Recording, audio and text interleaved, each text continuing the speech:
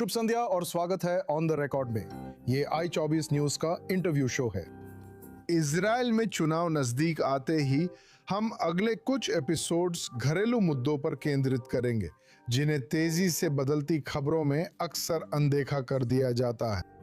आज रात का शो इजराइल की अरब आबादी पर केंद्रित होगा, जो इजराइल की कुल आबादी का 20% से अधिक है, लेकिन ऐतिहासिक रूप से हाल ही तक इजराइल की सत्तारूढ़ गठबंधन का हिस्सा बनने से इनकार करती रही है। इजरायली समाज में गहराई से एकीकृत अरब लोग सार्वजनिक और निजी क्षेत्रों में महत्वपूर्ण पदों पर हैं, जिसमें वे देश की स्वास्थ्य सेवा प्रणाली की रीढ़ बन गए हैं, जिसमें 30% अरब हैं। फिर भी उनके कई सामाजिक समस्याओं को दशकों से इजरायली सरकारों द्वारा, चाहे वे दाएं हों या बाएं, काफी हद तक नजरअंदाज किया गया है। तो आगामी चुनावों और अरब समुदायों में बढ़ती हिंसा के बीच इजराइल की आबादी और आज के अरब समुदाय के सामने मौजूद वर्तमान चुनौतियों और अवसरों को समझने के लिए मेरे साथ रेडा जाबर हैं।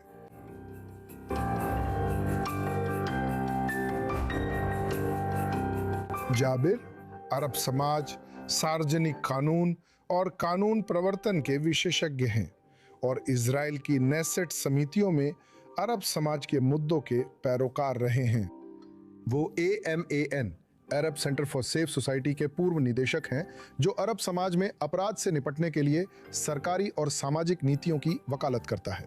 मिस्टर जाबिर, हमारे साथ जुड़ने के लिए धन्यवाद। मुझे बुलाने के लिए धन्यवाद। तो मैं उस बढ़ती हुई महामारी से शुरू करना चाहता हूं, जिसे अरब समाज में हत्याओं और कत्ल की महामारी कहा जा रहा है।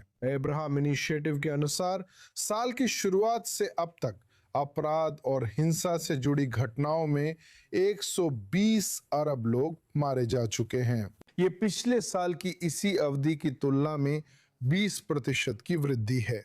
अब मोटे तौर पर कहें तो इजराइल में अरबों के बीच हत्याओं का अनुपात यहूदियों की तुलना में 14 गुना अधिक है। आप इसे कैसे समझाते हैं? क्या हो रहा है? देखिए, इसके वस्तुनिष्ठ कारण हैं। अरब समाज वर्षों से सामाजिक रूप से, आर्थिक रूप से और राजनीतिक रूप से बदलता रहा है, और ये बदलाव आप स्वास्थ्य सेवा में कई डॉक्टरों की बात करते हैं, कई क्षेत्रों की बात करते हैं। शैक्षणिक क्षेत्र में सफल होते हैं। शैक्षणिक क्षेत्र में महिलाओं की संख्या, अकादमिक क्षेत्र में अरब फिलिस्तीनी महिलाओं की संख्या काफी अधिक है। समाज में उनकी हिस्सेदारी से भी अधिक। ठीक है, इस प्रगति के कुछ नकारात्मक परिणाम भी हैं, और इसमें एक मध्यम वर्ग है, ठीक है, लेकिन कुछ लोग हमारे समाज में बिल्कुल नीचे गिर गए हैं। इन नकारात्मक चीजों के बारे में इजराइल राज्य ने नीति के तौर पर इससे निपटने की परवाह नहीं की। हम एक व्यक्ति के रूप में, एक इंसान के रूप में सफल हो सकते हैं, लेकिन एक समाज के रूप में हमारे समाज में निवेश बहुत कम है। तो इस नीति का परिणाम ये है कि हमारे समुदाय में नकारात्मक चीजों से निपटा नहीं जाता। उदाहरण के लिए, और मुख्य उदाहरण है पुलिस व्यवस्था। पहले हमारे समुदाय में हमें पुलिस व्यवस्था की जरूरत नहीं थी, ठीक है। हम छोटे समुदाय हैं, हमारे समुदाय में एकजुटता बहुत ज्यादा है, लेकिन इन सामाजिक बदलावों ने हकीकत को बदल दिया। अब पिछले 10-15 सालों से हमें पुलिस की जरूरत है, और पुलिस की लगातार गैर मौजूदगी से हमारे समुदाय में अपराधों से निपटने के लिए कुछ लोगों के छोटे समूह को मौका मिलता है। वे पैसे कमाने, ड्रग्स वगैरह के लिए हमारे समुदाय में हिंसा का इस्तेमाल करते हैं। और राज्य वहां नहीं था, पुलिस वहां नहीं थी, और इसका नतीजा ये हुआ कि इस हकीकत का सामना करते हुए अब हमें अपने समुदायों में अपराधों की संख्या में जबरदस्त बढ़ोतरी का सामना करना पड़ रहा है। तो मैं ये जोड़ना चाहता हूं कि अपराध के मुद्दे पर यह सरकार, जो अब बेन गुवेर के नेतृत्व में एक दक्षिणपंथी चरमपंथी सरकार है, सीधे तौर पर जुड़ी हुई है। यह सार्वजनिक सुरक्षा मंत्री पद से जुड़ा है। इस सरकार के बाद संख्या दोगुनी हो गई है। हाँ, क्योंकि नीति की वजह से। ये हमारे समुदाय में कोई आसन चीज नहीं है। लेकिन आप वर्षों की उपेक्षा की बात करते हैं, लेकिन फिर आप इस सरकार की एक विशेष नीति की बात करते हैं जिसने अपराध में इस वृद्धि को जन्म दिया है। वे कौन सी नीतियां हैं जिन्होंने अपराध में वृद्धि की है, जिनके बारे में आप यह भी कहते हैं कि वे 15 वर्षों के सामाजिक परिवर्तन का परिणाम है? ये परिवर्तन क्या है? परिवर्तन और राजनीति हमारे सामाजिक समस्या से निपटने के लिए नहीं, बल्कि हमारे हर पहलू में सामाजिक परिवर्तन के लिए। वे इससे निपट क्यों नहीं रहे हैं? ये अपराधों का सवाल है, ये नागरिकता का सवाल है।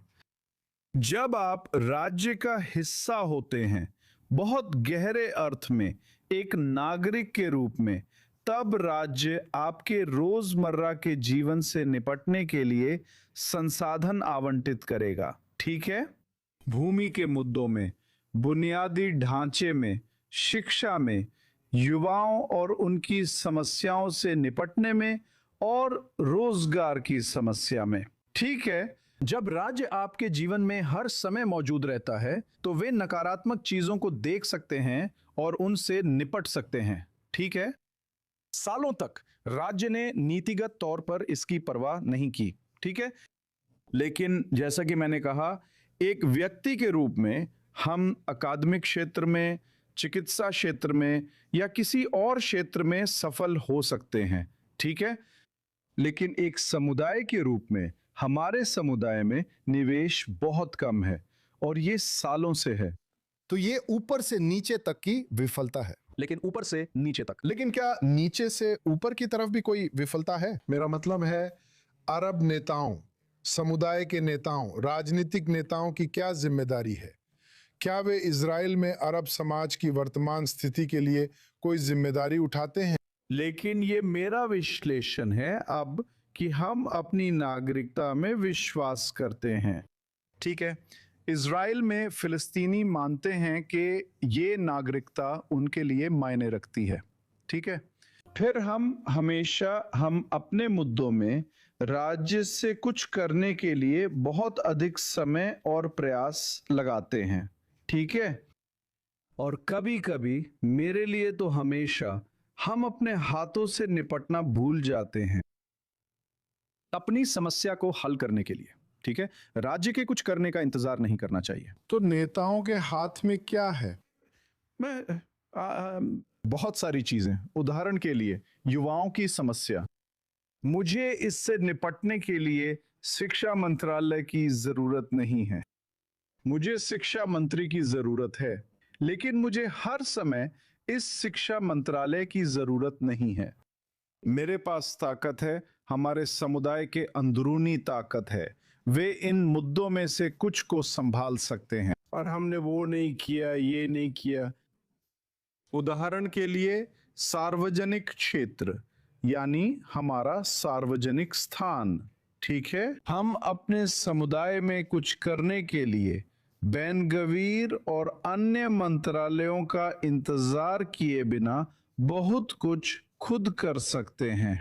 हमारे समुदायों को फिर से बनाना और हमारे लोगों की समस्याओं से निपटने की क्षमता को मजबूत करना बिना दूसरों का इंतजार किए।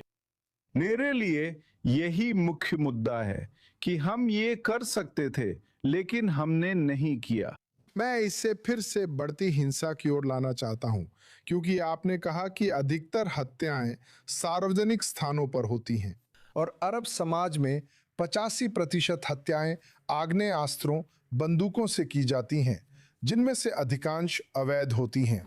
अब मैंने ये धारणा सुनी है कि समस्या सिर्फ बंदूकों तक आसान पहुंच की है, और अगर बंदूकें हटा ली जाएं, अगर पुलिस आकर सारे हथियार इकट्ठा कर ले, तो हत्याएं नहीं होंगी। क्या आप इससे सहमत हैं? ये एक बहुत ही महत्वपूर्ण पहलू है कि हमारे युवा इन हथियारों को आसानी से हासिल कर सकते हैं। यही मुख्य समस्या है जिससे हत्या करना बहुत आसान हो जाता है, क्योंकि पहले हमारे समुदाय में जब दो पक्षों के बीच विवाद होता था तो अधिकतर लोग चाकू मारना या पत्थर फेंकना ही करते थे। लेकिन जब आपके पास हथियार होते हैं तो ये हकीकत को बदल देता है। अब हम इसे नकारते नहीं हैं। पुलिस एक नागरिक निकाय के रूप में इसका सामना शिन बेट की तकनीक और सुरक्षा गुट के एक अन्य गुट की तकनीक का उपयोग करके करती है। लेकिन सीमा पार करना यानी मुझे 1 अरब को सुरक्षा खतरे के रूप में देखना और इसे राज्य और इस सरकार की मानसिकता के रूप में देखा जाता है। ठीक है, अब एक दक्षिणपंथी सरकार है।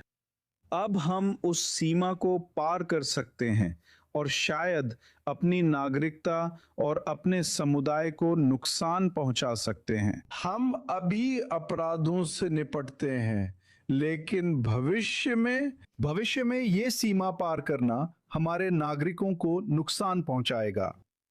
अब संक्षेप में, क्या यह चिंता है कि ये हथियार असली आतंकवादी संगठनों तक पहुंच सकते हैं जो इजरायल की सुरक्षा को नुकसान पहुंचाते हैं? मुझे नहीं लगता।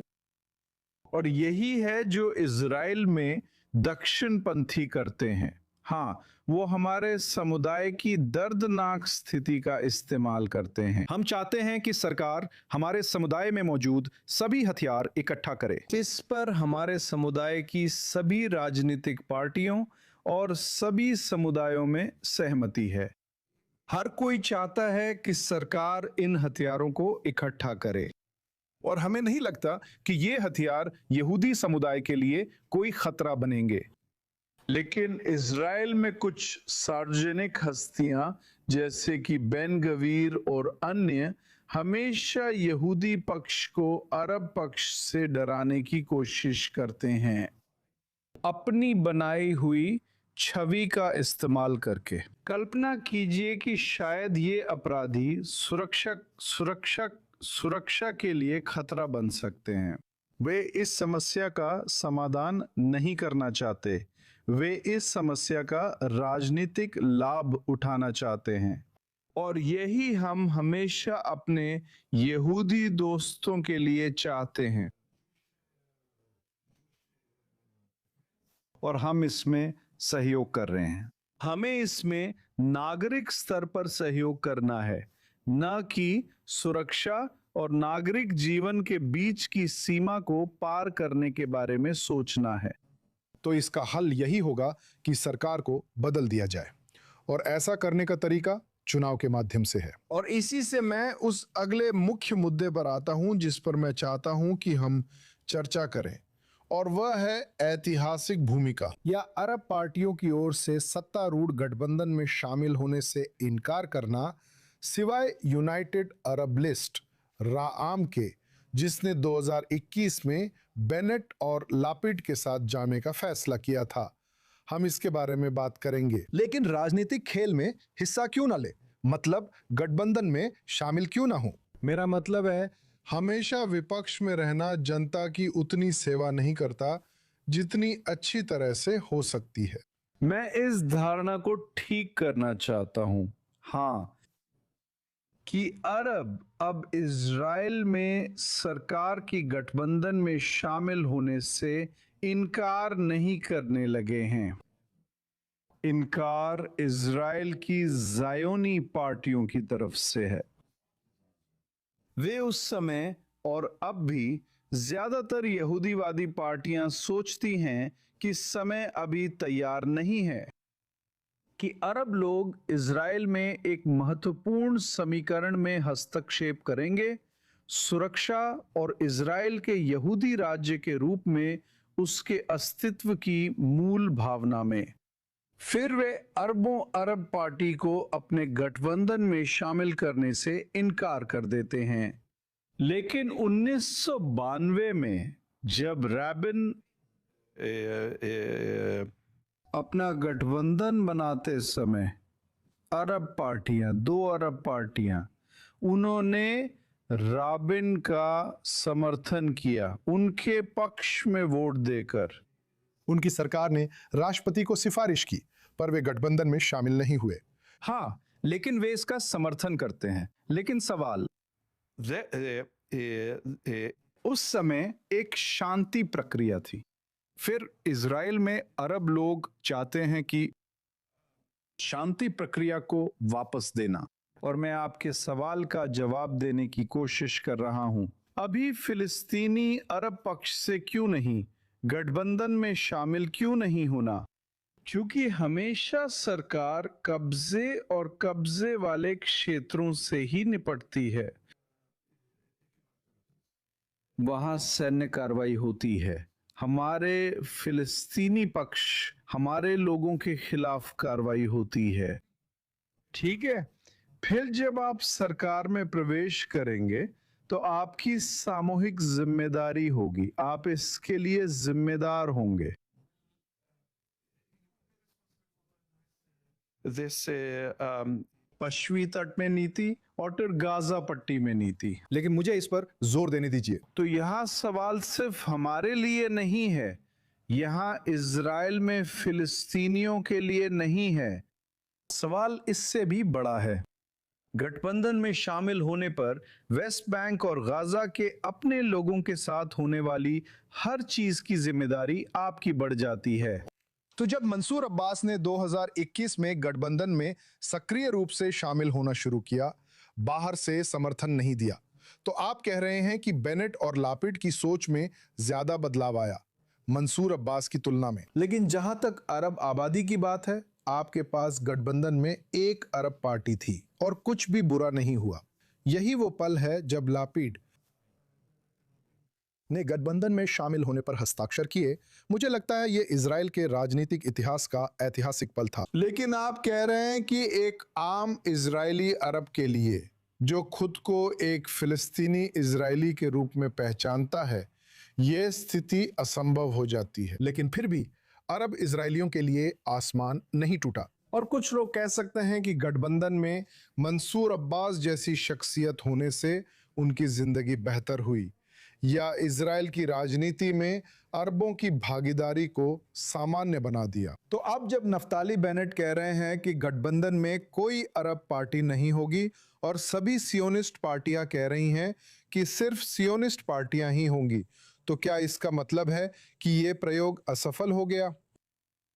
नहीं, मुझे नहीं लगता कि ये असफल हुआ है, लेकिन अब अरब समुदाय इस मुद्दे पर बट गया है, और यहां इजराइल में बहुत बड़ी संख्या में अरब फिलिस्तीनी हैं जो सोचते हैं कि इस बार यही समय है कि इस खास सरकार से छुटकारा पाया जाए। तो गठबंधन में शामिल होना हमारा तरीका है, न केवल अपनी स्थिति सुधारने का, अपराधों और अन्य मुद्दों से निपटने का, बल्कि इस युग को समाप्त करने का भी, जिसमें दक्षिणपंथी, कट्टरपंथी दक्षिणपंथी गठबंधन बनाते हैं। और दूसरी तरफ अब भी इजराइल में कई फिलिस्तीनी याद करते हैं कि गाजा में क्या हुआ था, अब वेस्ट बैंक में क्या हो रहा है, और अब वेस्ट बैंक में बस्तियां बसाने वाले क्या कर रहे हैं। और फिर ये आसान नहीं है गठबंधन का हिस्सा होना। ठीक है, इस नए गठबंधन को कौन बनाएगा इस वादे में कि वो दक्षिणपंथी है और वो वही चीज नहीं करेगा, लेकिन वो कब्जा जारी रखेगा।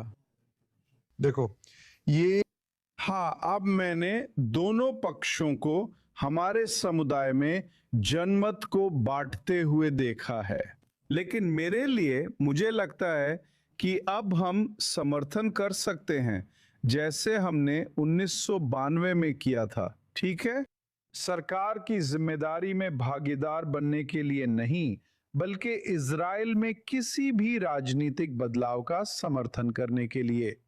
क्योंकि अगर अब पार्टियां, तो ये जो